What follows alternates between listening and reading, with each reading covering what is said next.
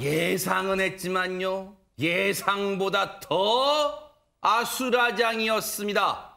무슨 얘기인지 아실 거예요. 영상 만나보시고 이어가 보도록 하겠습니다.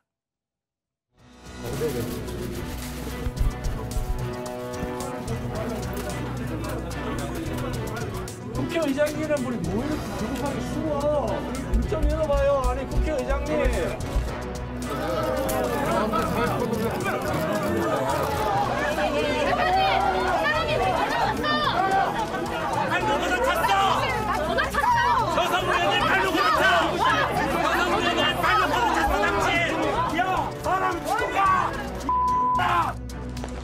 지금 그렇죠.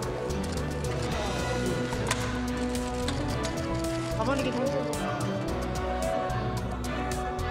검찰청법 일부 개정 법률안에 대한 수정안은 가결되었음을 선포합니다.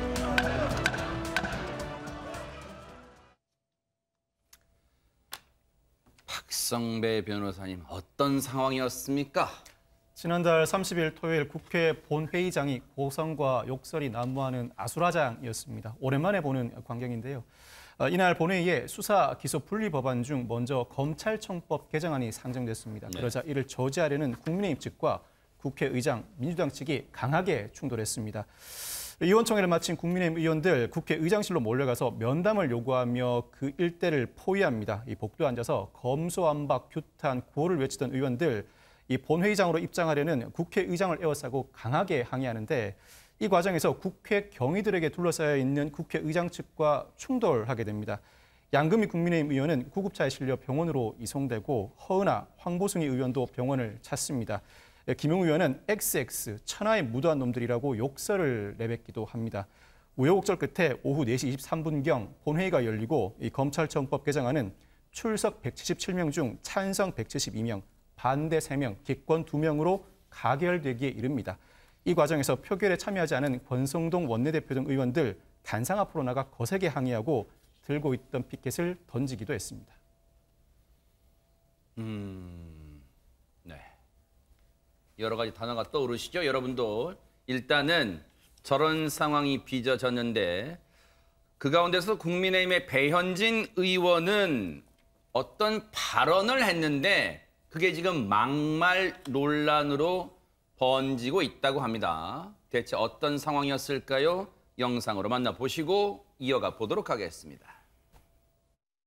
저희가 제발 멈추시라!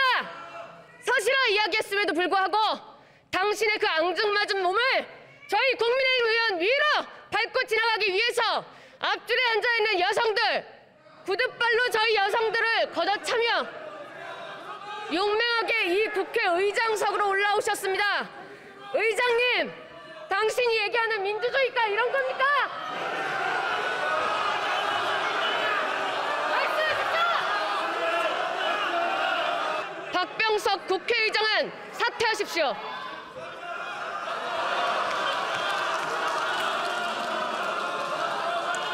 배현진 의원 수고하셨습니다. 또 존경하는 우리 국민의힘 의원 여러분, 조금 더 자중해 주시기 바랍니다. 합의안을 전면적으로 부인하고 이렇게 나대시는 것은 이건 국민에 대한 예의가 아니라고 생각합니다.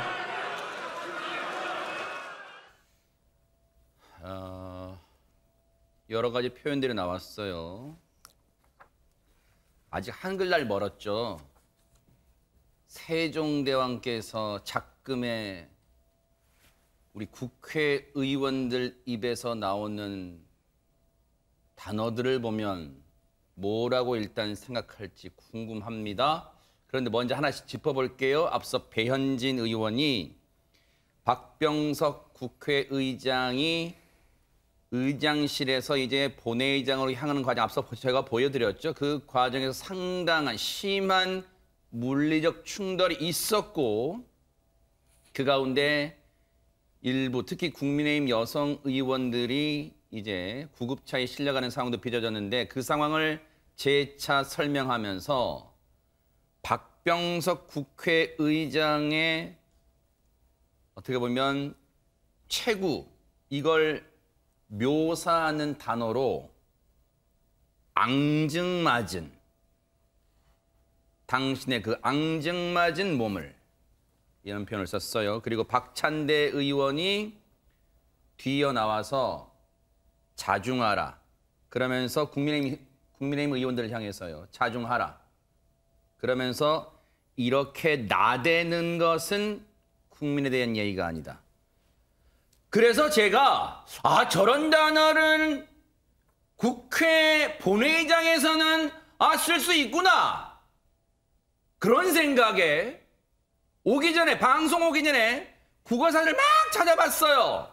그래서 앙증맞다 어떤 뜻일까 궁금했어요. 찾아봤더니 작으면서도 갖출 것은 다 갖추어 아주 깜찍하다.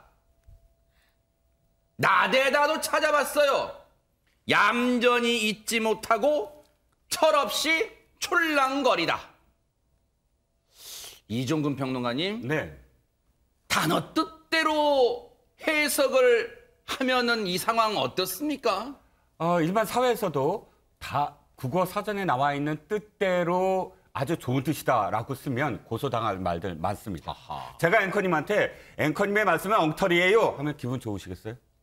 근데 가끔 기분 나쁘려고 해요, 지금 벌써부터. 네네. 국어 사전에는 좋은 말입니다. 그래요? 엉터리라는 말은 대강의 윤곽이라는 말로 옛날에 이 목수들이 네. 이렇게 그림 있지 않습니까? 밑그림 없이 밑에 있는 주춧돌부터 해갖고 밑그림이 그려지지 않았는데 위에 석가래부터 얘기하면 어떻게 됩니까? 허황되잖아요. 아하. 그래서 처음에 쓰는 말은 당신은 엉터리가 없어. 이 말이 정확한 원래는 말입니다. 대강의 윤곽이 없이 그냥 허황되게 얘기해. 아하. 근데 이게 줄여져서 엉터리야라고 쓰이게 됐거든요. 네. 그래서 이게 좋은 말입니다. 그러면 기분 좋으시겠어요? 하하. 아니 그건 그 뜻이 상관이 있는 게 아니라 그 당시의 상황. 그렇군요. 그리고 눈초리, 네. 그리고 태도 아하. 이런 거에 다 포함되어 있잖아요. 자, 마찬가지입니다. 국회는 더군다나 국회의장이 있죠. 아무리 국회의장이 선진화법의 그 꼼수를 써서 그거를 우회적으로 그 선진화법을 우회해서 법을 통과시켰어도 어쨌든 의원들이 이런 식으로 말을 표현하면서 의장을 공박하는 건 마치 영국 의회에서 여야가 지켜보는데 스워드 라인이라고 있습니다. 그게 뭐예요? 스워드 라인이 뭐냐면 옛날에는 다 칼 차고 왔거든요. 아하. 부족들이. 그런데 칼을 차고 오니까 서로 싸우면 죽일 수 있잖아요. 아이고. 그래서 칼의 길이만큼 서로 선을 그어서 아무리 험한 말을 하더라도 그 선을 넘기면 안 된다라는 법칙이 있습니다. 그게 우리나라도 어찌됐든 말로도 선을 넘지는 말자라는 뜻으로 제가 소개를 했습니다. 그 상황을 지켜보는 국민은 진짜 어이가 없었을 수도 있어요. 그런데 장유미 변호사님, 저런 말이 이거는 어느 한쪽은 잘했고 어느 한쪽은 못했다 그런 차원이야. 지금 둘 다 지금 양쪽 다 마찬가지예요. 지금 쓰는 단어들이. 그렇습니다. 국민의힘 의원들을 향해서 나대지 말라라는 표현도 부적절하다는 데는 이론의 여지가 없고요. 국회의장을 향해서 앙증맞다. 앙증맞다라는 표현은 기본적으로 어린아이들에게 사용하는 경우가 더 일반적이기도 하고 어른한테는 사용하지 않는 용어이기도 합니다. 그렇기 때문에 민주당의 이원우 의원 같은 경우에는 이게 자신보다 나이가 적거나 자기가 가르쳐야 할 사람에게만 할 수 있는 말로 좀 보인다. 국회의원들끼리 사석에서조차 절대 할 수 없는 말이다. 이렇게 반박을 하기도 했는데 아무래도 이제 배현진 의원이 키가 또 크고 한 170cm 정도가 된다라고 하니까 이 부분과 대비해서 더 이제 기분이 나빴을 수 있겠다라는 언론의 보도도 나오고 있는데 이 부분과 관련해서 박병석 의장 측은 정확한 어떤 사과의 말이 없다면 법적으로까지 조치를 하겠다는 입장을 내놓고 있습니다. 그런데 배현진 의원을 둘러싸고는 저런 막말 논란에 더해서 지금 삿대질 논란도 있다면서요, 최정아 기자님. 네, 그렇습니다. 배현진 의원이 앞을 보고 이야기하다가 갑자기 뒤를 돌아서 박병석 국회의장을 두고 오른손을 쭉 뻗습니다. 쭉 뻗으면서 어떤 모션을 했는데요. 이것을 보고 삿대질 논란이 일어났기 때문입니다. 네. 지금 나오고 있는 이 영상인데요. 네. 이 삿대질 논란에 대해서 왼손 뻗었네요, 이 왼손을. 네, 그렇습니다. 네. 박병석 오른손도 뻗고 네. 네, 양손을 다 이렇게 뻗고 양손을 다 있는 뻗었네요. 모습인데요. 이 자신의 행동이 삿대질 논란이다라고 이제 문제가 되자 5 손가락을 참하게 모았다라면서 반박을 하고 나섰습니다. 자신의 이 SNS를 통해서 입장을 밝힌 건데요.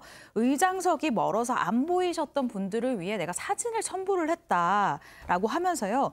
누가 제가 삿대질을 했다 하시냐. 저희를 사뿐히 들여밟고 지나간 국회의장께 펼쳐든 5 손가락을 참하게 모아서 당신이 외면한 민주주의 본질을 물었다라고 이야기를 했습니다.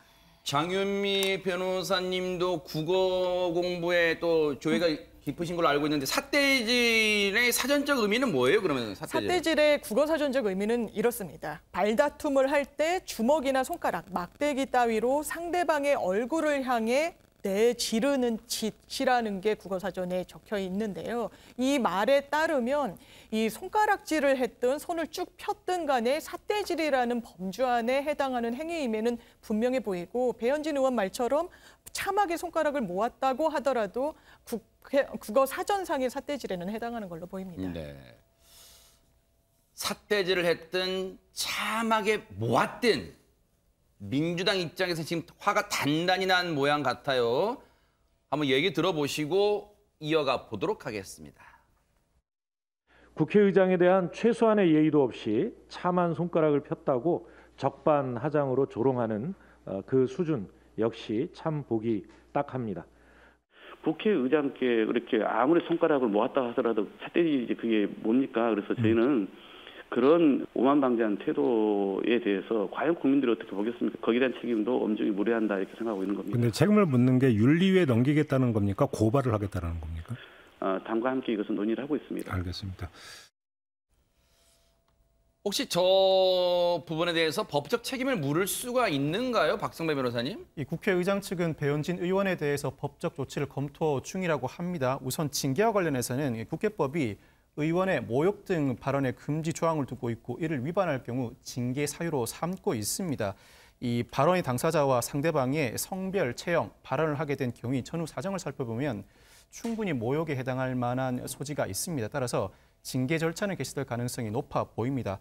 다음으로 형사책임과 관련해서는 우선 국회의원은 국회에서 직무상 행한 발언에 대해서 민형사상 책임을 지지 않는 면책 특권을 보유하고 있습니다. 다만 이 발언이 직무상 행한 발언으로 볼 수 있는가, 즉 직무에 필수적으로 수반되는 발언인지는 따져보아야 할 필요가 있습니다. 그렇지 않다면 원론적으로는 형사책임이 가능하지만 모욕죄는 친고죄이기 때문에 박병선 국회의장이 직접 고소를 하여야 형사 절차가 개시될 수 있습니다. 이에 대해서 국민의힘은 어떤 입장일까 또 궁금합니다. 이정근 평론가님. 네, 일단 신조 부대변인이 이렇게 얘기했습니다. 본회의 시작 전에 일단 여성 의원들을 구두발로 집 밟고 가지 않았느냐. 그런 상황 윤리 있지 않습니까? 모든 윤리가 절대적인 윤리가만 존재하는 게 아니라는 거죠. 그런 상황 윤리를 이 판단을 해서 이런 반구도 없이 거기에 사과를 했느냐. 사과 없이 국민을 대표해서 한 발언 중 일부를 갖고 트집 잡는 건 그 부적절하다라고도 얘기를 했고요. 네.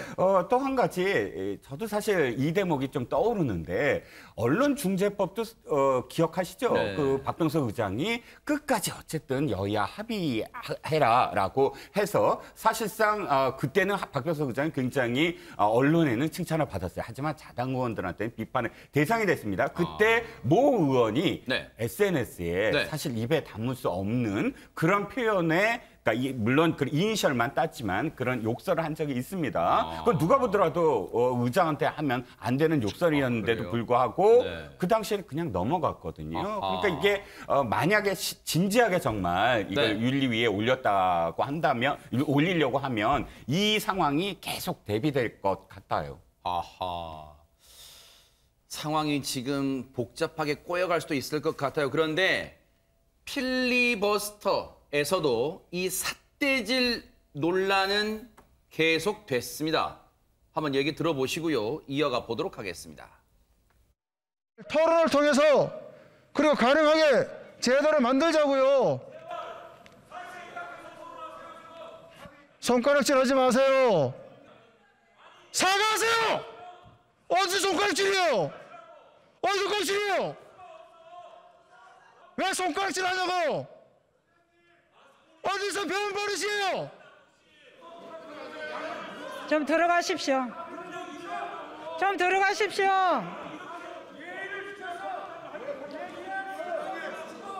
말 같은 소리라뇨.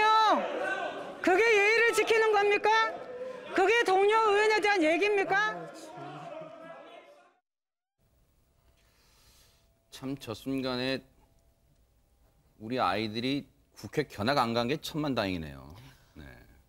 10년이면 강산도 변한다 그러는데 유일하게 잘 안 변하는 곳이 국회의원들의 저런 폭언과 그런 것 같습니다. 2012년, 10년 전에도요.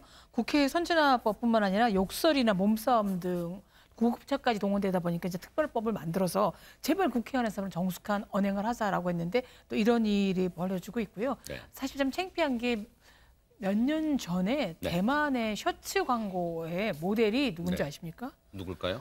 우리나라 국회의원들이었습니다. 하하. 멱살 드자비를 하는 모습을 보고 그래요. 안 찢어지는 셔츠라는 걸로 해갖고 폭력으로 돼서 정말 앵커가 말씀하셨듯이 어린이만이 아니라 어느 분이 대한민국 국민이 보더라도 정말 가슴이 정말 불끈 솟아오르는 기분 네. 나빠진 모습이고 답답한 모습이죠.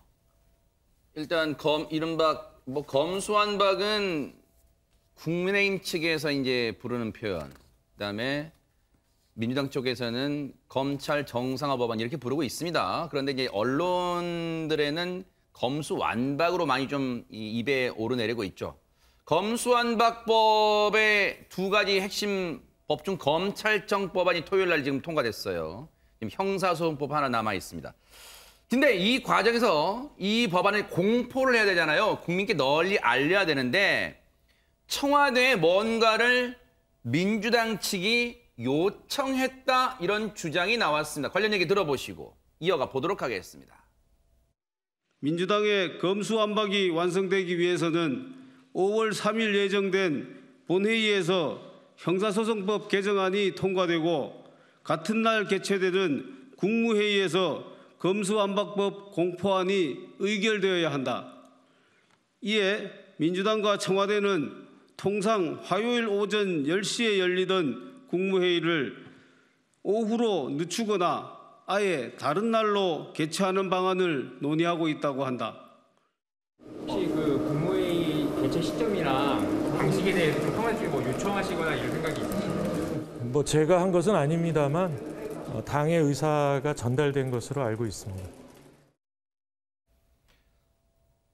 자, 일단 윤호중 공동비대위원장은 자신이 요청하진 않았지만 당의 뜻이 전달된 것으로 알고 있다. 국무회의 개최 시간 관련해서 장현미 변호사님, 국무회의의 개최 시간이 오전이냐 아니냐가 왜 중요한 거예요? 지금 5월 3일 날. 왜냐하면 문재인 대통령의 마지막 정례 국무회의가 내일 오전 10시에 예정이 돼 있습니다. 화요일 오전 10시인데 네. 지난 주말 통과한 검찰청법 개정안은 이 상황에 올릴 수가 있습니다. 시기상. 그런데 내일 본회의에 10시에 처리가 예정돼 있는 형사소송법 개정안 같은 경우에는 동시간대에 열리는 국무회의에 안건으로 올릴 수가 없는 것입니다. 법률은 국무회의에서 심의 의결을 거쳐서 공포해야 법률로서 효력을 갖게 되는데 이 타임 스케줄상 이 부분이 맞지 않게 되기 때문에 민주당 측에서는 국무회의를 연기하거나 아니면 시간 조율이 좀 불가피하다는 입장이 있고 윤호중 비대위원장이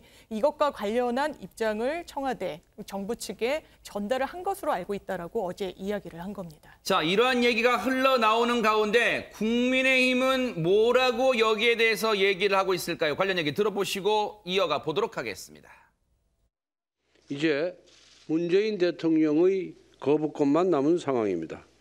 하지만 민주당은 꼼수 탈당, 꼼수 회기 쪼개기, 꼼수 본회의 통과도 모자라서 꼼수 국무회의를 주문했고 문 대통령 역시 동조한다는 전망이 지배적입니다.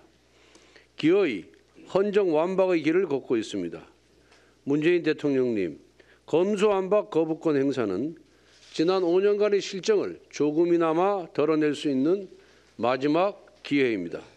최소한 마지막이라도 대통령다운 모습을 보여주시길 바랍니다. 다시 한번 거부권 행사를 지금 압박하는 국민의힘 측 얘기를 들어봤어요. 그런데 국민의힘뿐만 아니라 윤석열 당선인 측 장제원 비서실장도 이런 비슷한 얘기를 했다면서요, 박성배 변호사님. 그렇습니다. 장제원 비서실장 어제 민주당이 퇴임하는 대통령의 국무회의까지 조정하라고 윽박지를 수 있는가, 좀 염치 없는 것 아닌가라고 비판에 나섰습니다. 다만 문재인 대통령이 거부권을 행사하지 않을 경우에 윤 당선인 취임 후 국민 투표를 추진할지 여부에 대해서는 아직 윤 당선인에게 보고하지 않았다면서 조금 더 보겠다며 유보적인 태도를 취하기도 했습니다. 네. 국무회의를 연기를 할 것을 요청했다더라 민주당 측이, 이런 얘기가 나오자 박홍근 원내대표가 이에 대해서 입장을 밝혔어요. 한번 들어보시고 이어가 보도록 하겠습니다. 저희가 연기 요청한 바는 없고요. 예. 국무회의를 언제 열 건지는 우리 권한 밖의 일이죠. 그래서 네. 전적으로 정부가 판단할 몫이라 보고 있습니다. 아, 그래요? 잠깐 윤호중 비대위원장은 당에서 요청 들어갔다고 기자들한테 얘기를 했는데요. 아마 그것은 원내 지도부가 했을 거다 이렇게 추측한 거로 보여지는데요. 네. 우리는 국회 일정, 그러니까 내일 화요일 오전에 본회의를 열어서 이제 남은 형사소송법을 처리할 예정이다. 네. 이 부분까지만 저희로서는 입장을 분명 밝혀왔고요. 예. 이에 따라서 정부가 뭐 국무회의 일시를 어떻게 할 것인지는 자체적으로 판단할 문제라고 이렇게 보고 있습니다. 박홍근 원내대표 역시 연기, 국무회의 내일 오전 10시로 돼 있는 정례적이라면, 일반적이라면 화요일 날 오전 10시로 돼 있는 국무회의를 연기해달라고 요청한 적이 없다라고 얘기를 하고 있습니다. 그렇습니다. 아무래도 청와대 측에 공을 넘기면서 무언가 종용하고 압박하는 모양새가 월권으로 비치는 건 아닐지 좀 저어해서 약간 그 어조가 바뀐 게 아닌가라는 생각이 드는데요. 박홍근 원내대표 지금 들으신 것처럼 이렇게 이야기를 했습니다. 당에서는 국무회의 개최와 관련해서 연기나 기타 다른 요청을 한 사실이 없다. 이것은 민주당 권한 밖의 일이다. 전적으로 정부가 판단할 몫이다라고 이야기를 했는데요. 이 부분과 관련해서 윤호중 비대위원장이 당에서 관련한 입장을 전달한 것으로 안다라고 이야기한 부분에 대한 질문을 받자 이것은 아마 원내 지도부가 이런 선택을 하지 않았을까라고 비대위 측에서 추측한 게 아니겠느냐라고 좀 선을 그었습니다. 근데 이종근 평론가님, 일부 언론에서는 퇴임을 앞둔 문재인 대통령이 이 부분에 대해서 고심이 클 것이다라고 보고 있던데, 근데 진짜 고심하고 있을까요? 고심이 안 될 것 같은데요? 고심하죠. 왜냐하면 이 법은 아마도 후대에도 기록이 될 겁니다. 그러니까 선진화법을 우회해서 온갖 꼼수가 동원돼서 편법으로 민주당이 만들었고 그다음에 그것을 또 편법으로 통과시켰다. 그런데 또 국민의힘은 이걸 또 다시 동물국회로 만들어서 물리적으로 막았다. 그런데 그 법을 마지막으로 퇴임하는 대통령이 주재하에서 의사봉을 두들기면서 통과시켰다. 이렇게 기록이 되면 어떨까요? 굉장히 사실 그 기록되고 싶지 않은 부분이 또 고민되는 지점일 것 같아요. 네. 그런데 저는 또 민주당이 저렇게 표현하는 것도 그러니까 그 대통령에게 너무 짐을 주는 게 아닌가. 요청도 하지 않았는데 청와대가 알아서 그러면 국무회의를 연기했다? 그게 더 이상한 거 아닌가요? 우회적 압박이네요, 오히려. 그렇죠. 더 이상할 것 같아요. 차라리 떳떳하게 우리가 법을 이렇게 만들었으니까 이렇게 좀 연기를 해서라도 좀 통과시켜 주세요. 국무회의에서 이렇게 하는 게 민주당이 도리어 짐을 떠안는 거예요. 근데 그렇지도 않았는데 청와대에서 문재인 대통령이 이 법을 보고 너무 좋은 법이라서 알아서 국무회의를 연기했다. 이렇게 기록되게 만들면 안 되지 않을까요? 그러네요. 한번 지켜볼 대목이고요. 그런데 문재인 대통령이 이제 임기가 일주일 남았습니다. 일주일 남겨둔 임기.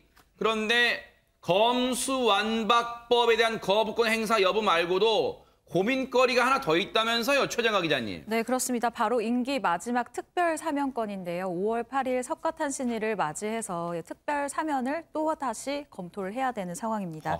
한국사회여론연구소가 이 TBS의 의뢰로 지난달 29일부터 이틀간 국민 18세 이상 1000여 명을 대상으로 사면 찬반 의견을 물었습니다. 네. 여기에서요. 이명박 전 대통령의 사면에 대해서는 찬성 의견이 40.4%, 반대 의견이 더 높습니다. 51.7%로 반대가 11.1%, 11.3%나 더 높은 상황이고요.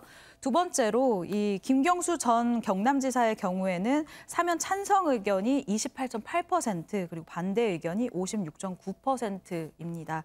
그리고 이재용 삼성전자 부회장의 사면에는 찬성이 68.8%, 반대가 23.5%로 찬성이 조금 더 높은 상황이고요. 그리고 정경심 전 동양대 교수의 사면에 대해서는 찬성 의견이 30.5%, 반대 의견이 57.2%입니다. 네. 여론조사예요. 일단 여론조사. 이걸 또 뭐 저산을 국민투표에 붙여볼 수도 있지. 일단 시기적으로 어렵잖아요. 그런데 일단 여론조사상은 저렇게 나오고 있습니다. 그런데 장유미 변호사님, 네. 뉴스파이터 직전에 이제 한 언론 보도로 보도들 나온 거 보니까 지금 문재인 대통령이 임기 말 마지막 특별 사면 카드를 사용하지 않을 가능성이 커졌다, 이런 보도가 나와요. 그렇습니다. 사실 사면 카드로 거론했던 인사 중에 이명박 전 대통령 아니면 김경수 전 지사, 이재용 부회장에 대한 관심이 높았습니다. 이재용 부회장 같은 경우에는 조 바이든 대통령이 한국을 방문하면서 삼성 반도체 공장을 방문한다는 소식이 전해지자 이건 사면을 해줘야 되는 거 아니냐라는 국민 여론도 상당히 높았는데, 지금 나온 보도의 내용을 보면 문 대통령이 마지막까지 고심은 거듭했지만 결국 사면을 하지 않는 쪽으로 가닥을 잡았다, 이런 보도가 나오고 있습니다. 네. 왜 그러냐면 네. 고위 관계자 측 어떤 그 인터뷰 내용을 보면요, 사면론에 대해서는 아직 정해진 바도 없고 사면 관련해서 구체적 논의가 없다라고 하는데, 아무래도 정치적인 부담, 그리고 임기 9일에 마치는데 8일 날 그 초파일에 이 사면을 한다는 그 정치적인 어떤 엄중함 등등을 고려해서 아예 전보하지 않는 쪽으로 가닥을 잡았다는 보도도 나오는 상황입니다. 그런데 사실 몰라요. 요즘은요, 언론들의 분석, 전망, 예측이 상당 부분 빗나가는 경우가 많아요. 왜냐하면 지금 어떤 이 특별 사면 경우도 어떻게들 좀 지켜봐야 돼요. 그런데 지금 앞서 이제 저희가 한국사회여론연구소가 조사한 여론조사 4명에 대한 특별 사면 찬성 반대 여부 이제 저희가 쭉 그래프로 보여드렸잖아요. 그런데 유인경 평론가님, 이 4명 말고도 뭐 또 거론되는 특별 사면 대상자가 또 4명이나 더 있다면서요? 4명이 이렇게 여러분이 더 있어요. 네. 예. 왜 나는 찬반 조사조차도 안 하는 것일까? 그래요? 그래서 가슴을 졸인 분도 있을 텐데요. 진보 진영에서는 이석기 전 통합진보당 의원을 사면해달라라고 네. 주장을 하고 있고요. 그다음에 이제 이런 국민의힘을 비롯한 보수정에서 강력히 요구하는 뭐냐면 박근혜 대통령 시절에 특별활동비 상납 명목으로 아마 초유일일 것 같습니다. 국정원장을 지냈던 3분이 지금 구속 수감 중입니다. 남재준, 이병기, 이병호 원장들이 좀 사면 좀 해줘야 될 때가 아닌가라고 하고요. 이제 이미 출소는 했지만 같은 혐의로 구속됐다가 풀려난 최경환 전 부총리 등도 사면의 명단을 들어와야 되는 거 아닌가라고 요구하는 측도 이제 지인들이 있겠죠. 네. 그리고 경제 재계에서도 이재용 삼성 부회장만이 아니라 신동빈 롯데그룹 회장 등의 사면을 요구를 하고 있습니다. 네. 어쨌든 이 부분은 진짜 고심이 될 것 같아요. 한번 지켜볼게요. 4월 초파일, 음력 4월 초파일 부처님 오신 날 관련해서 특별 사면 이루어질지 한번 지켜보도록 하겠습니다. 자, 6월 1일 지방선거지만 그 지방선거에 출마하려고 현역 의원들이 대거 출사표를 던져서 후보가 되는 바람에 빈 자리가 있습니다. 그렇게 된 곳이 여러 군데가 있는데요. 거물급 인사들의 이름이 오르내리고 있다면서요, 최정아 기자님. 네, 그렇습니다. 말씀처럼 이 한 달 뒤 열릴 6일 지방선거에 출마할 여야의 광역단체장 후보가 정해지면서 같은 날 이 국회의원 보궐선거가 치러질 지역의 7곳도 1일 확정이 된 상황입니다. 7곳이나 돼요? 네, 그렇습니다. 이 부분을 저희가 함께 살펴보면요. 먼저 이 더불어민주당 소속 3명 그리고 국민의힘 소속 4명이 의원직을 내려놓은 것으로 지금 확인이 됐는데요. 첫 번째는 인천 계양 을입니다. 네. 더불어민주당 송영길 의원이 사직을 하고요. 서울시장 후보에 나왔습니다. 네. 그리고 두 번째는 경기 성남 분당 갑입니다. 국민의힘 김은혜 의원이 사직을 하고 경기지사 후보에 나왔습니다. 세 번째는 대구 수성을입니다. 국민의힘 홍준표 의원이 사직을 하고 대구시장 후보에 나섰고요. 네 번째는 강원 원주 갑입니다. 네. 더불어민주당 이광재 의원이 사직을 했습니다. 그리고 충남 보령 서천입니다. 국민의힘 이태흠 의원이 사직을 했고요. 김태흠 의원. 네, 김태흠 의원이 사직을 했고요. 네. 그다음 창원 의창입니다.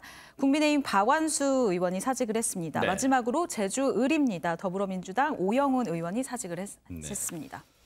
저렇게 이제 금배지 다 알기도 어렵다는 다 알기 어렵다는 금배지를 내려놓고 이제 광역단체장이 되겠다고 나온 후보들이 있습니다. 7곳이 비다 보니까 이번에는 이 총선까지는 2년이 남아있기 때문에 그 빈자리를 채워야 돼요. 이른바 보궐선거를 해야 돼요. 6월 1일 날 같이 해요. 그런데 7곳 벌써부터 언론들에서는 미니 총선이다 이러고 있는데 박성배 변호사님 7곳 중에 뜨거운데 이거 어딥니까? 뭐니 해도 가장 뜨거운 지역구는 성남, 분당, 갑입니다. 아하. 그 이유는 민주당에서는 이재명 전 경기지사, 국민의힘에서는 안철수 위원장이 후보로 나설 가능성이 제기되고 있기 때문입니다.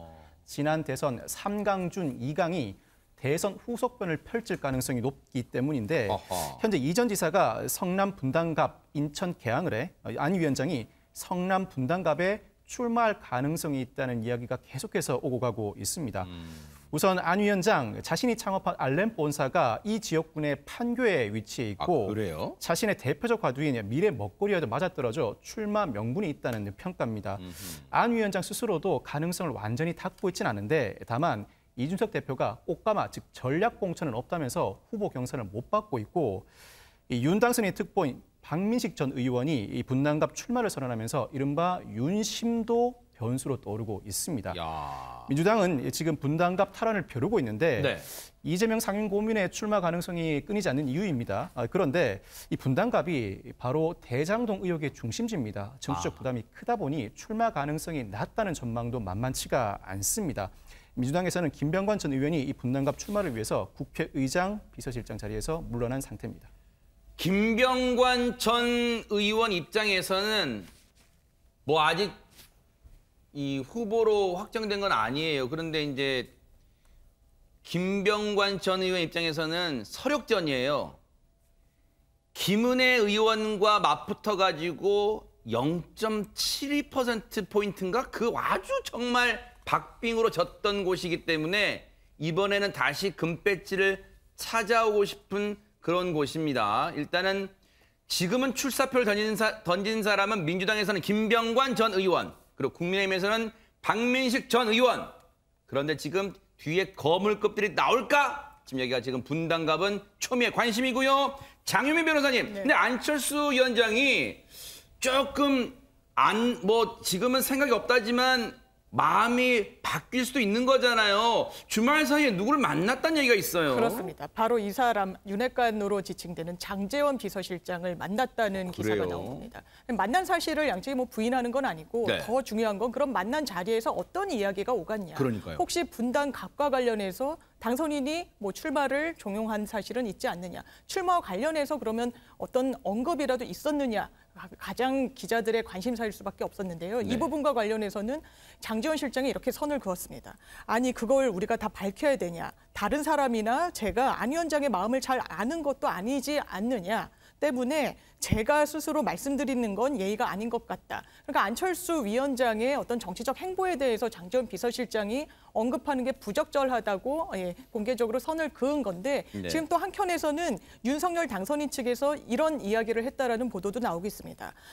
직접적으로 윤석열 당선인이 안 위원장에게 나가라 마라 할 수 있는 건 아니긴 하지만 김은혜 경기지사 후보 등등과 같이 함께 나가서 기초단체장들을 많이 당선시켜주고 힘을 좀 실어줬으면 좋겠다라는 게 윤 당선인의 의중이라는 보도도 나오면서 긍정적으로 윤 당선인 측에서 검토하고 있는 게 아닌가라고 네. 보이는 부분이 있습니다. 안철수 위원장, 인수위원장을 둘러싼 관련 얘기 좀 들어보시고 이어가 보도록 하겠습니다. 안철수 위원장 만나서 무슨 관련 얘기죠? 그거 다 밝혀야 되나요? 안철수 위원장께서 자신의 그 정치적 진로에 대해서 말씀하시겠죠. 제가 왈가왈부하는 거는 그건 예의가 아니라고 생각합니다. 출마 고민했다는 이제 기사도 나왔는데. 아니, 안철수 위원장님의 정치적 행보는 안철수 위원장님께서 말씀하셔야지 다른 사람이 또 제가 안철수 위원장님의 마음을 잘 아는 사람이 아니잖아요. 제가 말씀드리면 그건 예의가 아니라고 생각합니다. 당선인 측에서 안철수 위원장이 만났다 이런 얘기도 있는데요. 저는 당선인 측에서 어떤 분이 그렇게 뭐 실제 사실로 확인되는지도 모르겠지만은 익명으로 그렇게 나서고 아니면 또 본인이 당과 상의하지 않은 일을 그렇게 하고 다니는지 모르겠지만은 저는 그런 부분은 상당히 우려스럽다 이렇게 말씀드리고요.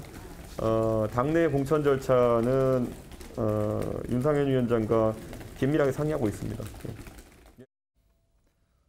이정근 평론가님, 네. 장제원 비서실장은 같은 말을 여러 번 하고 있어요.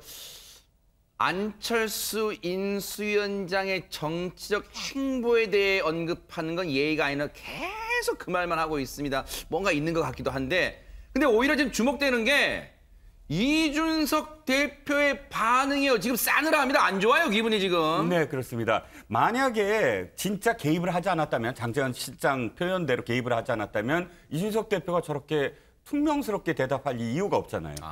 정확하게 알고 있을 테죠. 이준석 대표야말로 얼만큼 힘이 실려 있을까? 뭐 이런 그 상황들을. 그러니까 이준석 대표는 당장 뭐가 지금 이렇게 거슬리냐면 자기가 지금 어쨌든 주도하고 있다. 첫 번째는. 다 주도를 하고 있는데 한 부분만 주도를 하지 않는다라고 하면 주도하지 않는 게 되잖아요. 그러니까 다 주도를 하고 있다고 보여져야 되고, 두 번째는 당권에 대한 문제예요.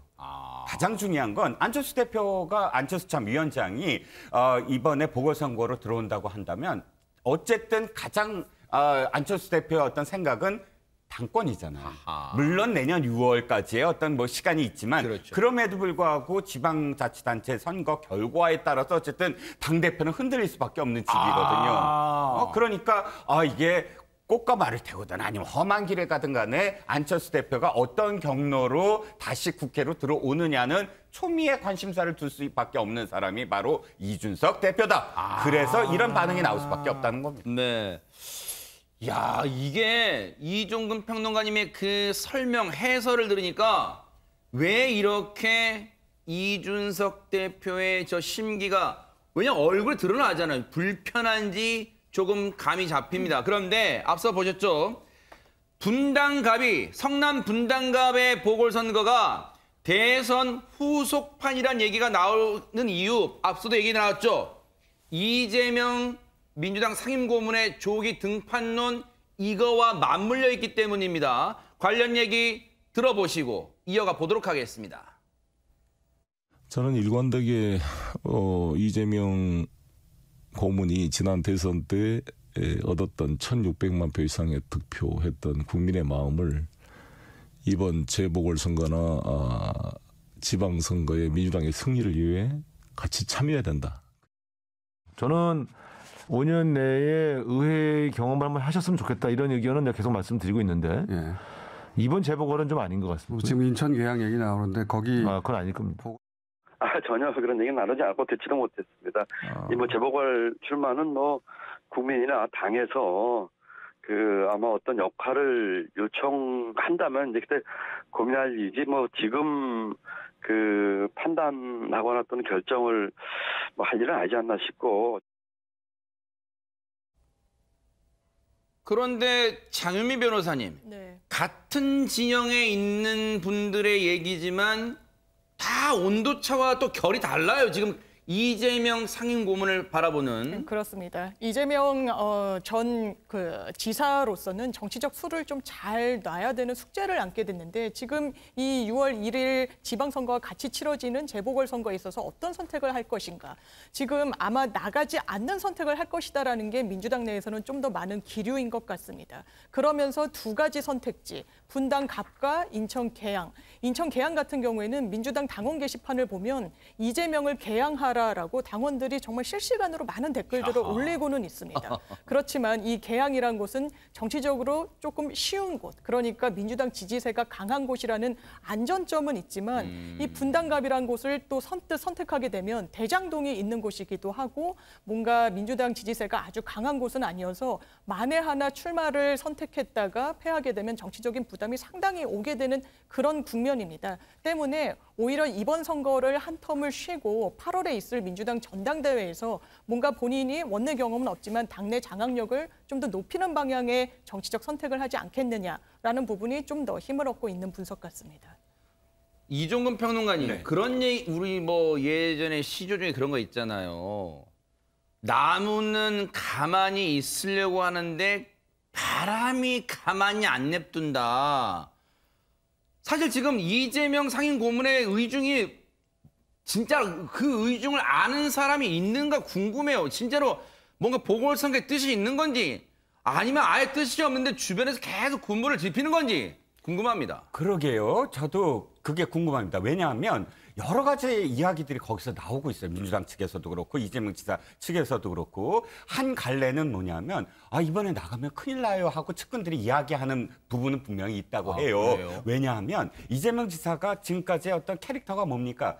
아주 험난한 곳에서부터 자신의 힘으로 올라갔어요. 그래서 민주당의 주류와 좀 달라요. 변방에서부터 해서 이 대통령 후보까지 올라온 어떤 신화적인 인물이거든요. 그런데 이 인물이 갑작스럽게 나는 쉬운 곳 갈 거야. 아주 쉽게 들어와서 내가 앞으로 뭐 당권을 장악하는데 기반을 둘 거야. 이러면 지금까지 차곡차곡 쌓아왔던 서사가 무너지게 되잖아요. 쉬운 길만 택하는 사람이 앞으로 그러면 이재명 지사의 어떤 앞으로 저 큰 뜻을 품었을 때 이게 걸림돌이 될 수가 있고 아무리 뭐 당장 급하더라도 네. 우리가 어렵게 다른 이 후보들과 같은 입장으로 가야 된다. 이런 목소리가 있는 반면에 네. 아니다. 8월 달에 당권을 잡으려면 지금 빨리 진입을 해서 어차피 지금 이재명 후보에 사람이 별로 없다. 진짜 이재명 걔가 몇 명이나 있느냐. 그러면 국회의원이 돼야 사람들이 모인다. 그래야 당권도 가질 수 있다라는 의견을 낸 사람도 분명히 있다는 겁니다. 그래서 실제로 이재명 지사가 좀 고민을 하고 있다라는 이야기도 들리는데 고민이 길어질수록 사실은 악수다라는 생각입니다. 이건 고민이 길어진다는 건 어떤 결론을 내야 되는데 그 결론도 사실상 이거 이분이 참 재는 사람이었구나. 자기의 편할 대로 이렇게 많이 고민했구나. 또 이렇게 비추었거든요. 결단보다는 그렇죠. 상황을 따진다. 그렇죠. 그래서 네. 어쨌든 지금 이래저래 이재명 지사의 결단이 늦어질수록 구설은 더 심해질 거다라는 생각입니다. 그러다 보니까 이래저래 고민이 깊어질 것 같아요. 자, 그런가 하면 보궐선거 7곳 중에서 또 그 다음으로 뜨거운 곳, 핫한 곳은 없어요, 최정아 기자님? 네, 있습니다. 역시 대구 수성을인데요. 아하. 대구시장 후보가 된 이 홍준표 전 의원이 대구 수성을 국회의원을 사퇴를 하면서 보궐선거가 확정이 됐습니다. 네. 수성을 보궐선거는 일명 윤심 그리고 박심 그리고 홍심으로 불리는 굉장히 많은 이 대리전이다라는 이 평가까지 받고 있는 곳인데요. 그만큼 후보들 간의 경쟁이 매우 뜨겁습니다. 네. 현재 국민의힘 출마 후보군으로는 10명 정도가 거론이 되고 있는데요. 그중에서 눈에 가장 띄는 사람이 있습니다. 네, 바로 누굽니까? 유영아 변호사입니다. 그래요? 네, 지난 대구시장 경선에 나와서 고배를 마신 바 있는데요. 이 네. 유 변호사 같은 경우에는 어제죠. 대구 수성구을 국회의원 보궐선거 출마를 선언을 했는데요. 네. 일단은 그 대구시장 후보 경선 때와는 좀 다른 점이 있었습니다. 이번에는요. 박 전 대통령의 도움 없이 혼자의 힘으로 도전하겠다라고 공표를 했기 때문인데요. 이번에 기자회견을 열고 이 같은 이야기를 한 바가 있습니다. 네. 지난 대구시장 경선에서 박 전 대통령이 후원회장을 맡아줘 감사했는데 돌이켜보면 짧은 생각이었다라고 하면서요. 물론 박 전 대통령이 저를 지지하시겠지만 이번에는 말씀드리지 않고 혼자 시작하겠다라고 밝혔습니다. 네. 이게요, 사람이 참 그런 심보를 가지면 안 되는데 삐딱하게 말을 듣잖아요. 왜냐하면 유영아 변호사 이 말이 이번에는 박 전 대통령 도움 없이 혼자 힘으로 도전하겠다. 그러면 지난번에 대구시장 후보 경선에서는 도움을 확실히 받았다. 등이 없고도 지금 이런 결과가 나왔다. 뭐 이렇게 좀 삐딱하게 들릴지 모르겠습니다만 그렇게 생각해 볼 수 있는데 근데 유인경 평론가님 대구 수성을 선거 복잡합니다. 뭐라고요? 유인심에, 홍심에, 박심에. 근데 지금 유영아 변호사는 대구시장 경선한 지 얼마 안 돼서 다시 대구 수성을 여기에 지금 도전해요. 네. 홍준표 의원 입장에서는 어떨까요, 기분이? 자기가 이제 떠나온 지역이기 때문에 관심도 가고 할 텐데 최근에 그 페이스북에 글을 했습니다. 홍준표 의원의 페이스북 글을 보면 분명히 문자로 읽는데도 음성 지원 시스템이 들리는 것 같아요. 국회의원 공천 쇼핑 몰려다니나. 똑같네요. 내가 시작하자마자 그 자리 두고 이거 뭐 시장 경선 끝난 지 며칠 됐다고 우르르 몰려가노. 뭐 이렇게 얘기를 했습니다. 네. 우르르 몰려가는 거죠. 사실은 꼭 본인의 지역이어서만이 아니라 대통령 후보였던 시장 후보였던 의사 후보였던 떨어졌자마자 다음 날로 딴 곳으로 우르르 몰려가는 걸 보면 저는 그 단어가 떠오릅니다. 정치인들이 어느 분야 좀 삼갈 줄 알아야 된다. 호흡을 고를 시간은 가져야 된다. 이런 거기 때문에 아마 국회의원들에게는 꽤 어르신 대접을 받는 홍준표 이제 그러니까 시장님이시죠? 예, 그렇게 된 것 같습니다. 네. 아니죠. 이제 시장에 도전하는 도전이죠. 후보입니다. 어이구, 어제 그만두셨으니까. 네, 다른 분들이 들으면 또 펄쩍 뜁니다. 네. 네, 아직 죄송합니다. 선거 안 끝났습니다. 예, 네. 네. 자, 그런데 박성배 변호사님, 근데 이번 보궐선거 앞서 제주에도 보궐선거가 치러지잖아요. 근데 이곳은 누구와 누구의 대리전 양상을 띈다 그런 얘기가 있어요. 이 제주을 보궐선거 출마를 선언한 민주당 예비 후보들이 다름 아닌 문재인 대통령과 이재명 전 지사를 전면에 내세우면서 출사표를 띄우고 있습니다. 아, 그래요? 먼저 김한규 청와대 정무비서관 지난달 30일 SNS에 문 대통령과 함께 찍은 사진을 올리면서 이 보궐선거에 출마하기 위해서 사직서를 제출했더니 문 대통령이 흔쾌히 허락해 주시면서 응원과 당부의 말씀을 해주셨다고 남겼습니다.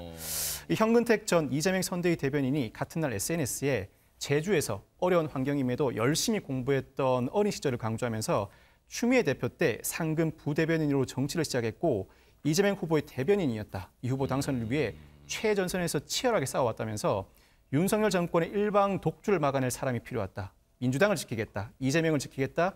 제주도를 지키겠다고 공언하기도 했습니다. 아니, 이종근 평론가님, 네. 제주을은 민주당의 집안 싸움, 당내 경선이 이거 상당히 글쎄요 관전 포인트 볼만 하겠네요, 이게. 네, 그렇습니다. 전통적으로 제주도는 민주당 강세 지역이고요. 그런데 지금 보이는 어떤 광경은 보기 드문 광경입니다. 왜냐하면 한 사람은 퇴임하는 대통령을 내세워서 바로 퇴임하는 대통령한테 지금 사직서 냈다. 그게 그렇게 큰 얘기가 아니죠. 왜냐하면 자기도 이제 곧 그만둬야 되는 상황인데. 근데 그래서 퇴임하는 대통령을 전면에 내세우는 것도 참 보기 드문죠. 40%가 넘는 지지율을 갖고 퇴임하니까 당연하죠. 네네. 한쪽은 또 방금 진 선거의 후보를 또 등에 업었어요. 그래서 지키겠다라는 표현. 이게 참 보기 드문 표현인데 퇴임하는 대통령을 내세우는 한 후보와 그다음에 선거에 방금 졌지만 그 후보를 지키겠다는 후보 간의 싸움입니다. 네. 아주 뭐 눈길을 끄는 그러니까요. 그런 캐치프레이즈입니다. 누가 이길지도 여기 또 초미의 당내 경선이 정말 초미의 관심이 쏠릴 것 같아요. 그런데 사실 이제 보궐선거 뭐 7곳의 주요 뜨거운 지역을 이제 살펴봤잖아요. 근데 원래 지방선거에 관심이 되는 그 주요 지역은 지금 어떻게 구도가 흘러가고 있을까? 그것도 궁금합니다. 장현미 변호사님. 무엇보다 이곳이 박빙 중에 박빙입니다. 바로 경기도인데요. 경기도지사 후보로 나선 민주당의 김동연 후보와 김은혜 후보가 각각 오차범위 내에서 초접전을 보이고 있다라는 여론조사 결과가 어제자로 나왔습니다. 구체적으로 그 수치를 한번 살펴보면요. 김동연 후보 같은 경우에는 42.6%, 김은혜 후보 42.7%입니다. 바로 0.1%포인트, 뭐 오차범위 내라고 언급하기조차 굉장히 박빙인 그런 뒤치락 앞치락하는 수치를 보여주고 있고요. 네. 또 다른 곳, 서울로 건너가 보면 오세훈 서울시장이 54.6%, 그리고 송영길 후보는 32.7%로 한 22%포인트 차로 비교적 넉넉하게 오세훈 현직 시장이 선두권을 점하고 있습니다. 그 뒤를 쫓는 것이 정의당 권순정 후보 3.6%인데요. 네. 또 이곳도 관심을 많이 끌고 있습니다. 전현직 시장이 리턴 매치를 벌이고 있는 것이 바로 인천인데요. 현직 인천시장인 박남춘 민주당 후보가 36.3%, 유정복 과거 시장인 국민의힘 후보 같은 경우에는 41.5%, 유정복 후보가 오차범위 내인 5.2%포인트 차로 앞서고 있는 상황입니다. 사실 이종근 평론가님, 늘 이제 우리가 뭐 대선 때도 마찬가지입니다만 특히 지방선거는 각 광역 단체마다 이제 이 수장을 뽑는 거라서 우리가 흔히 이제 수도권 빅3라고 이제 하잖아요. 그렇죠. 예, 예. 여기를 이제 누가 어느 쪽이 가져가느냐, 뭐 물론 한쪽이 다 가져가는 경우도 있겠습니다만 그 중에서도 여기를 상징적으로 여기를 얻는 진영이 승자다, 뭐 선언할 수 있는 그런 지역이 있어요? 수도권 빅3 중에? 사실 어느 지역도 뭐가 더 우선한다고 저는 생각하지 않습니다. 하지만 이번 승부는 이렇게 보셔야 돼요. 3대 0이냐 2대 1이냐. 그래요? 네네. 지금 자칫 잘못하면 오늘 지금 보여드린 그 서울, 경기, 인천의 오차범위 내든 오차범위 바뀌든 앞서고 있는 건 한쪽 당이에요. 국민의힘 쪽이 좀 앞서고 있어요. 지금 인천도 유전복 의원이 오차범위 내에서 앞서고 있고 또 경기도 지금 김은혜 의원이 오차범위 아주 근접해서 초박빙이죠. 초박빙으로 약간 앞서고 있습니다. 서울은 조금 차이가 나서 앞서고 있습니다. 이게 만약에 그대로 결과로 나타난다. 0.7%도 어쨌든 대선에서 뭐 0.7% 나왔으니까요. 결과가. 하면 아주 충격이 클 겁니다. 다른 지역에서 만약에 아까 민주당이요. 다른 지역에서 좀 우세를 보이더라도 서울 수도권을 다 잃었다. 이건 부동산의 완전히 실책이다라고 그 결과가 나오는 것이거든요. 대신 2대 1. 예를 들어서 경기나 인천을 선방한다. 서울은 워낙에 뒤지기 때문에 좀 죄송합니다만 민주당이 조금 열세다라고 아예 가정한다면 인천이나 경기 중에 뭘 선방을 할 것이냐. 특히 경기를 지킬 것이냐. 이게 가장 초미의 관심사거든요. 인천도 좀 불리하다라고 또 생각하는 부분이 좀 있기 때문에 어찌됐든 경기가 그래서 완전 마지노다. 민주당한테는 3대 0을 안 뺏기고 2대 1이라도 만들면 우리는 이번에 정말 악조건 속에서 지켜냈다라고 표현할 수 있는 지역이 바로 경기도라는 거죠. 하하. 대선이 치러지고 석 달도 안 돼서 치러지는 전국 단위 선거인 만큼 새 정부와 그리고 퇴임하는 정부, 더 나아가서 민주당이 사활을 걸고 또 이제 공식 선거운동이 시작되면 지방선거 맞붙을 것 같은데요. 그 내용은 계속해서 뉴스파이터가 따라붙어 보도록 하겠습니다. 요즘 뭐 언론들이 퇴임을 앞둔 문재인 대통령 얘기 아마 자주 기사로 이제 쏟아내고 있는데 퇴임을 앞둔 문재인 대통령이 청와대 경비대원들한테 뭐 깜짝 선물을 줬다는데 이게 무슨 얘기예요, 최정아 기자님? 네, 그렇습니다. 문재인 대통령이 퇴임을 앞두고 어제 청와대 전현직 직원들과 기념사진을 촬영을 했습니다. 그래요? 그 가운데 모두가 찍을 수는 없었는데요. 근무를 서느라 함께하지 못한 직원이 있었던 거예요. 누군데요? 경비대원 2분이었습니다. 그런데 이 2분에게 다가가면서 불행을 행운으로 바꿔볼까요? 라는 말을 건네면서 사진을 함께 촬영하자라고 제안을 했다고 하는데요. 네. 이 미담이죠. 사실은 모든 직원들을 챙기겠다라는 이야기니까요. 이 미담은 어떤 사람에게서 새어 나오게 됐냐. 바로 탁현민 비서관 SNS를 통해서 알려지게 됐습니다. 네. 이 탁 비서관 같은 경우에는요. 자신의 SNS에 이렇게 글을 올렸는데요. 모든 사진 촬영을 끝내고 나서 관저로 올라가시는 길에 하필 그날 그 시간에 근무 중인 두 사람이 있었다라면서 힐끔힐끔 이 사진 찍는 사람들을 쳐다보던 두 사람에게 대통령이 다가가서 사진을 찍었다라고 하면서요. 대개는 수십 명에서 수백 명이 이 사진을 함께 찍는데 단독샷을 받은 이 두 사람의 앞날에 행운만 가득하길 바란다라고 네, 재미있는 글을 올리기도 했습니다. 그래서 저는 처음에 대통령이 불행을 행운으로 바꿔볼까요? 했더니 이게 대체 무슨 말인가 했더니 유인경 평론가님 그렇게 깊은 뜻이 있었군요. 예, 근데 저는 이 말씀이 문재인 대통령 직접 하셨다면 너무 서정적이고 아름다운 탁현민 비서관이 시킨 거라도 굉장히 탁월한 기획력이었다라고 생각이 드는데 사실 남는 건 사진이고 특히 인증샷이잖아요. 맞아요. 더군다나 이 사진이 더욱더 이분들에게는 감동 깊은 게 문재인 대통령과 같이 찍은 사진이기도 하지만 아마 서울 종로구 청와대에서의 마지막 경비대를 서시는 경원이기들 때문에 장소, 대통령, 두 사람 이게 훨씬 더 아름다운 한 편의 드라마를 만들어준 것 같습니다. 그러니까요. 사실 그래서 사람 일은 모르는 거예요. 그 경비대원들 둘은 멀찌감치 얼마나 부러워했을까요. 그런데 사람 일은 진짜 모르는 겁니다. 문재인 대통령이 이 두 경비대원분들한테는 큰 선물 주고 떠나는 것 같다 이런 생각도 해봅니다. 자, 어제 당선인 측에서는 청와대 이 새 대통령실 직제 개편 등을 굵직굵직한 인사 발표를 했잖아요. 그런데 어제 막 기자들이 그냥 막 뭐 물어볼 거 아니에요. 근데 여기에 답을 하는 장제원 비서실장. 글쎄요. 이 장면을 어떻게 해석해야 될까요? 영상 만나보시고 이어가 보도록 하겠습니다. 국민에게 적극 설명하겠다라는 부분이 이게 경우에 따라서 굉장히 안 좋게 작동을 한다면 어떻게 안 좋게 작동하죠? 경우에 따라서 좀 경우에 따라서 어떤 경우가 있을까요? 뭐 관제, 뭐 동원 이런 비판이 나올 수. 관제요? 그러니까 예전 사례를 보면 예전 사례 시민사회에서 관제나 동원을 한 적이 있습니까? 그러니까 뭐 민주정부 수립 이후에 그런 비판을 받았던 소지가 있었던 일들이 있었으니까요. 어떤 일이 있었죠? 민주정부 이후에?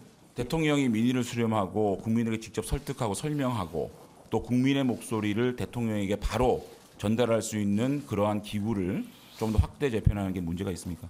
그런 비판이 나올 수 있으니 비판이요? 혹시 어떤 그럼 대통령은 소통을 안 해야 되나요? 소통을 하면 안 된다는 게 아니라 자, 시민사회 수를 확대 재편하는 이유는요. 참 이루 말할 수 없는 그런 이익단체, 이해관계를 가지신 단체들이 있습니다. 그런 분들과 대통령께서 정말 이번에 청와대를 국민께 돌려드리고 대통령실로 나와서 국민들과 직접 소통하겠다는 의지를 담은 것이고 지금 저 상황에서 일단 시청자분들은 내용 깊이는 일단은 차치하고라도 장윤미 변호사님, 장제원 당선인 비서실장이 왜 이렇게 기자한테 발끈하지?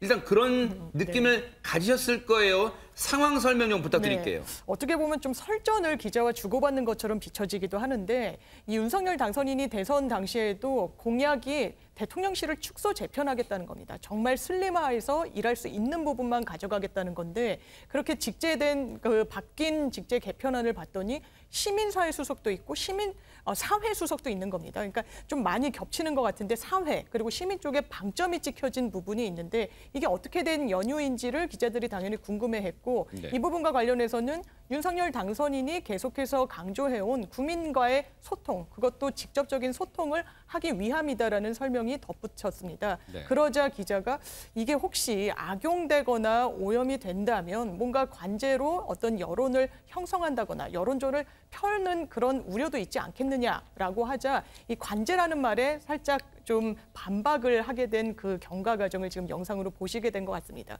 뭔가 소통을 중시하기 위해서 어떤 기능을 확대한 부분과 관련해서 바로 어떤 정부 주도의 여론을 호도하는 듯한 이 반박이 바로 기자를 통해 나오자 이 부분은 바로잡아야 되지 않겠느냐라는 게 장제원 비서실장의 의중이었던 것 같습니다. 그러면 시청자분들의 이해를 마저 돕기 위해서 이종근 평론가님, 그럼 윤석열 정부에서 시민사회 수석실을 확대 개편하려는 이유는 뭡니까 그러면? 자, 아까 그 기자의 질문에 장제원 비서실장이 발끈한 이유를 제가 조금 더 덧붙이면 이거예요. 기자의 질문의 의도는 다분히 박근혜 청와대 시절을 되돌리려는 거예요. 박근혜 청와대 시절에 국민소통수석실의 행정관이 당시에 보수단체들을 지원했다. 화이트리스트. 그래서 재판을 받았었거든요. 근데 그 안에 내용을 보면 아니 이거 시민사회 만들어서 국민소통처럼 소통수석실처럼 보수단체들만 지원하고 뭐 이러려고 하는 거 아니냐라고 지금 전제를 하고 기자가 질문을 했거든요. 근데 저 당선인 비서실 측에서는 기분이 나쁠 수밖에 없죠. 왜냐하면 그거 그러니까 지금 시작하는데 아무런 어떤 그 근거도 없이 마치 그 박근혜 청와대 시절의 어떤 특정 사건을 끄집어와서 시민사회소통수석실에서 그거 하려고 하는 게 아니냐라고 해서 지금 반발을 하고 있는 거거든요. 자, 그러면 시민사회 수석실이 죄송합니다. 이렇게 헷갈렸어요. 시민사회 수석실이 왜 지금 비판을 받았냐면 축소하려고 그러는데 왜 비서관만 4명을 더 두냐. 거기만 좀 비서관이 많은 어떤 상황이에요. 그런데 설명은 이겁니다. 지금 우리가 대선, 경선 다 돌아봤을 때 온갖 갈등이 전부 첨예하게 다 부딪혔어요. 더군다나 다른 경선 때보다 하나가 더 생겼죠. 뭘까요? 젠더 갈등, 여성, 남성 갈등. 그 전까지는 뭐 지역 갈등, 뭐 세대 갈등, 뭐 이런 계층 갈등, 이런 갈등만 있었는데 젠더 갈등까지 아주 심하게 부딪혔거든요. 그러면 이 갈등 요소들에 대해서 한 진영만 듣겠다는 게 아니라 그런 갈등을 빚어지게 되는 온갖 그런 단체, 시민단체라든지 이 목소리를 다 담아내겠다, 다 들어보겠다. 그러니까 어떻게 하는지를 지켜보면 사실 비판의 여지가 있는데 불쑥 그냥 보수 단체들만 뭘 할 거냐라는 식의 어떤 질문 때문에 아마도 좀 갈등이 빚어진 양상이었습니다. 물론 언론 입장에서는 궁금증, 국민의 궁금증을 대변한다는 이유로 물었겠습니다만 또 새 정부 입장에서는, 인수위 입장에서는 이제 막 시작하려고 하는데 너무 하는 거 아니냐, 시작도 하지 않았는데 그걸 너무 예단하는 거 아니냐, 이런 생각이 들었을 수도 있을 것 같습니다. 앞으로의 행보도 지켜봐야겠고요. 그런가 하면 안철수 인수위원장이 글쎄 이런 걸 굳이 이렇게 표현해도 될지는 모르겠지만 지금 설화에 휩싸였습니다. 왜 그런지 한번 들어보시고 이어가 보도록 하겠습니다. 정부에서는 임기응변식으로만 이렇게 대처를 하고 심지어는 전 국민 재난지원금, 즉 아주 어려운 사람부터 먼저 도와줄 생각은 하지 않고 모든 사람에게 똑같은 돈을 지급하는 방식으로 그렇게 사실은 저는 국고를 효율적으로 쓰지를 못했습니다. 그러다 보니까 어느 정도 형편이 괜찮으신 분은 돈을 받으면 소고기를 사서 드시고 형편이 어려운 분은 그 돈 받아가지고는 가게를 운영할 수도 없고 월세도 낼 수 없을 정도로 정말 아무 도움이 안 되는 이런 일들이 발생을 하게 된 거죠. 자, 박성배 변호사님, 시청자분들을 위해서 안철수 위원장의 저 발언에 어느 부분에서 지금 문제점이 논란이 커지고 있는 건지 설명 좀 부탁드릴게요. 인수위 홈페이지에 안철수 위원장의 소고기 발언에 비판글이 쏟아지고 있습니다. 비판의 초점은 첫째, 이 발언 자체가 소상공인의 어려움을 이해하지 못한 부적절한 발언이라는 것. 둘째, 윤 당선인도 1호 공약을 지키지 않았다는 것입니다. 올라오는 글에 예를 들어드리면 소상공인 주제에 소고기 사 먹어서 죄송하다. 돼지고기 먹었어야 하는데 소고기 먹어서 죄송하다. 생활이 어려운 사람도 어쩌다 한두 번 비싼 음식 사 먹거나 영화를 보는 게 죄라는 거냐 등입니다. 이 소고기 발언, 일명 소고기 발언이라고 지금 언론들은 제목을 달고 있어요. 이 소상공인과 자영업자분들이 분노하는, 앞서 얘기 잠깐 나왔습니다만 분노하시는 본질적인 이유가 있어요. 과거 윤석열 당선인의 과거 발언 좀 들어보시고 이어가 보도록 하겠습니다.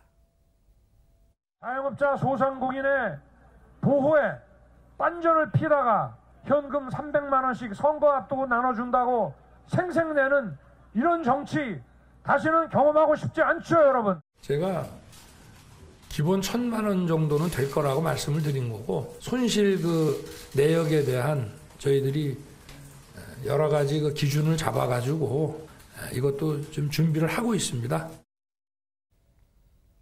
지금 저 얘기는 윤석열 당선인의 약속을 소상공인 자영업자들은 철석까지 믿고 있었는데 그 당선인의 얘기와 지금 안철수 인수위원장 얘기가 다르다는 거 아니에요, 지금? 네, 완전히 다르다는 겁니다. 왜냐하면 윤석열 당선인이 지금 보신 것처럼 이 대선 선거운동을 하면서는 소상공인 그리고 자영업자분들에게 1,000만 원을 지급하겠다라고 했습니다. 민주당의 안에서 300만 원 현금 지급 이야기가 나오자 그런 부분으로는 상당히 좀 부족하다라고 반박을 했던 건데요. 네.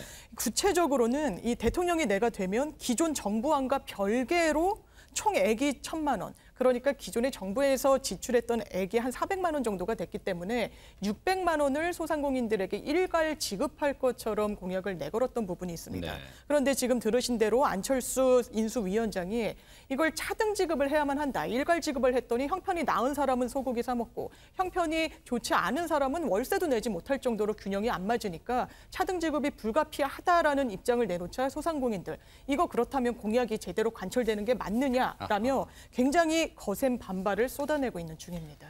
후폭풍이 가라앉지 않으니까 인수위도 해명에 나섰습니다. 한번 들어보시고 이어가 보도록 하겠습니다. 지난 2년간으로 기간을 늘려서 소급 적용하고 그리고 또 지금 현재 법에 명시된 업종뿐만 아니라 여행업, 공연업 그리고 또 전시업 같은 곳까지 저희들은 확대한다. 축소한다고 잘못 오해하시는 분들이 계시는 것 같아서요. 그런 점은 바로 잡아드리고 싶습니다. 그리고 어제 구체적인 액수를 제가 말씀드리지는 못했죠. 새 정부가 들어서서 가장 먼저 할 일이 추경을 제출하는 겁니다. 그래서 거기에서 밝히기 위해서 저는 그런 구체적인 액수까지는 말씀드리지 못했다는 점. 안철수 위원장이 실외 마스크 논란에 대해서는 아주 자신 있게 얘기했지만요. 이런 부분, 세심한 부분은 좀 더 살펴주길 기대해 볼게요. 그런가 하면요.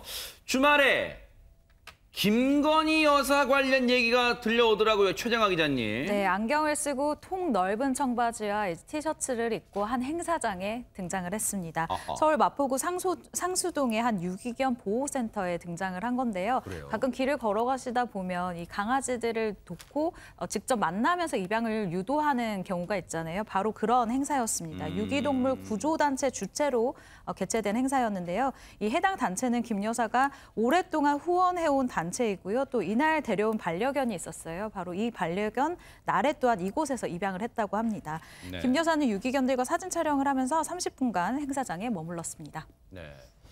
지금 보세요. 저렇게 김건희 여사가 자신의 SNS에 이제 공개한 석 장의 사진입니다. 저렇게 또 보세요.